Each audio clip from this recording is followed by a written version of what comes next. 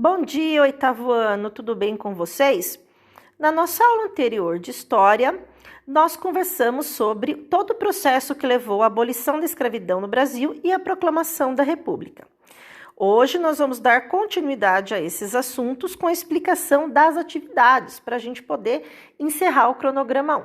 Vamos lá então? Exercício 1. Indique quando o Brasil passou a ter oficialmente apenas trabalhadores livres. Pessoal, o Brasil passou a ter apenas trabalhadores livres a partir do momento que a escravidão acabou. Então, é sobre isso que vocês vão falar na questão 1. Quando a escravidão acabou no Brasil? É essa data que interessa para a gente. Por quê? Porque a partir dessa data aqui, passaram a ter no Brasil apenas trabalhadores livres, trabalhadores assalariados, certo? Exercício 2. Tem várias afirmações, vocês vão ler cada uma com atenção e vão completar com verdadeiro para as que forem corretas e falso para as que forem falsas. Exercício 3. A lei do ventre livre produziu efeitos imediatos para a abolição da escravidão? Explique.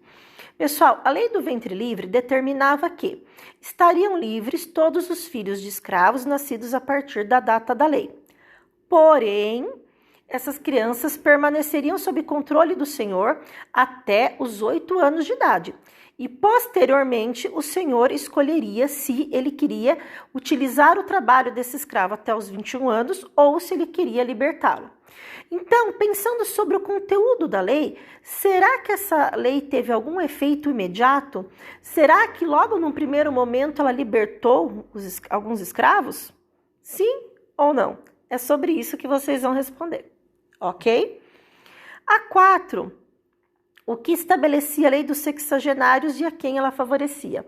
A lei dos sexagenários, pessoal, é oficialmente conhecida como a Lei Saraiva-Cotegipe, que acabou no decorrer dos anos ficando conhecida como Lei dos Sexagenários. Então, é a mesma lei aí, com 2 nomes, conhecida por 2 nomes diferentes.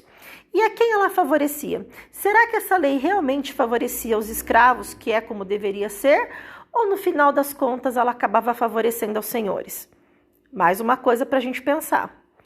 5. Quais foram os principais fatores que levaram à abolição da escravidão no Brasil? A abolição da escravidão não foi uma coisa que aconteceu da noite para o dia. Foi uma coisa fruto de muita luta, de um processo longo com envolvimento de vários grupos, de várias pessoas, de várias instituições, pressão de outros países. Então é sobre isso que vocês vão falar, Quais foram os esforços, que grupos lutaram por isso para que a abolição ocorresse? 6. A 6 fala da Lei Áurea, que foi a lei que extinguiu a escravidão no Brasil. E a pergunta é a seguinte: a lei abolicionista assinada pela princesa Isabel previa a integração dos ex-escravos na sociedade brasileira? Quais as consequências desse fato? Pessoal, quando a escravidão acabou, num primeiro momento os escravos ficaram eufóricos, felizes e com uma sensação, lógico, de justiça, uma sensação de que finalmente as coisas estavam dando certo e acontecendo aquilo que deveria já ter acontecido há muito tempo e tudo mais. Só que num segundo momento, esses escravos se viram numa situação muito difícil.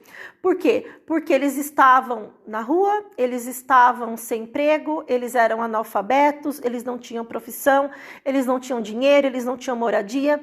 Então, pensando sobre tudo isso, será que o governo brasileiro deu condições para que esses escravos se integrassem à sociedade e dessem continuidade à vida deles pós-escravidão? É sobre isso que a gente vai falar, certo? Exercício 7. É um teste e sobre o contexto responsável pela proclamação da República, o que está errado, o que não faz parte, tá? Então, vocês vão assinalar a alternativa errada sobre o contexto da proclamação da República. 8. Cite os importantes apoios que Dom Pedro II perdeu, levando ao fim da monarquia.